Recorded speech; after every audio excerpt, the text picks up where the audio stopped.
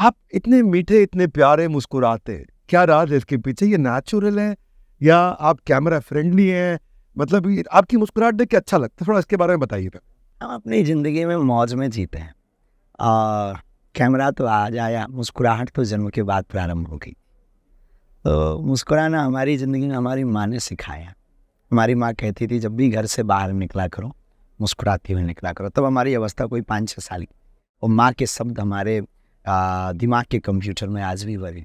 तो हमेशा मैं आदत में अभी माँ से मिल पाते हैं? 5-6 महीने, 3 महीने, 2 महीने में, कभी कभी 15-20 दिन में 2-3 बार मिल जाते हैं। माँ धाम आ जाती है, मिल पाते हैं। साथ ट्रैवल करते हैं आपके?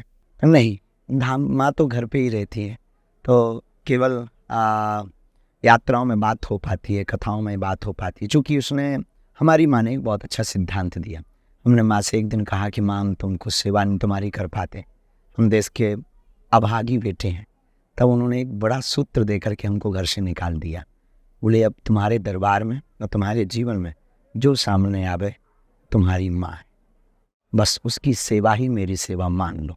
और ये मोटिवेशनल स्पीच हमने माँ की सुनी, और उस दिन के बाद फिर हमारे मुंह से अनायास माँ कोई भी आवे और हम उसी की सेवा में लग गए। बस pardon me for my ignorance, मेरी अज्ञानता के लिए मुझे क्षमा करिएगा, क्या ठीक रहेगा, किस नाम से आपको पुकारूं यहाँ पे? मैं क्या बोलूं, बाबा जी, आचार्य बाबा जी सुनना हमें बिल्कुल भी पसंद नहीं है? और जो भी ये बोलते हैं तो हमें अंदर से, कोई बाहर से तो हम बोल नहीं पाते क्योंकि हमारी अपनी कोई क्षमता नहीं है, इसलिए ठीक है, बात अलग है, लेकिन बाबा जी सुनना हमें बिल्कुल भी पसंद। शास्त्री जी बोल सकते हैं आपको? शास्त्री जी हमारी कोई अभी उपाधि नहीं है, आप हमको महाराज जी बोल सकते। महाराज जी ठीक है, महाराज जी बिल्कुल हमें सूट करता है।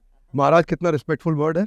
महाराज जी, ये अब आप इस समय परिवार में सबसे ज़्यादा नज़दीक किसके रहे हैं? आपको लगता है इनसे सबसे ज़्यादा मैंने सीखा अपनी लाइफ में? माँ बाप के बाद हम अपने गुरु से नज़दीक रहे, जो हमारे ग्रैंडफादर, हमारे दादाजी, हमारा जीवन, हमारा आधार, हमारी कल्पना, हमारा अतीत और हमारा भविष्य, हमारा वर्तमान अपने गुरुदेव के साथ है। और हमारी ज़िंदगी में प्रारंभ, शुरुआत वही है और विराम भी वही है, आदि अंत मध्य तीनों वही हैं, वो सिर्फ हमारे ग्रैंडफादर दादा को। एक बार सबको बोल देता हूँ कि ये इंटरव्यू थोड़ा अलग तरीके का रहने वाला है। इस समय आप महाराज जी की पर्सनल लाइफ में एंटर करने जा रहे हैं। आज तो आपकी ख्याति पूरे देश भर में है, लेकिन शुरुआती जीवन आपका बड़ा अभाव में था। छोटी सी झोपड़ी में माँ पिता के साथ रहना, 5 लोग रहना उस समय, 8 साल तक अपने भिक्षा मांग के कठोर जीवन जी के अपना जीवन बिताया। तो आज आपके धाम में 70-80 हजार लोग हर महीने खाना खा लेते हैं, निःशुल्क भोजन है, फ्री ऑफ कॉस्ट, सब कुछ फ्री ऑफ कॉस्ट है, पूरा भोजन अच्छे से जितना खा सके।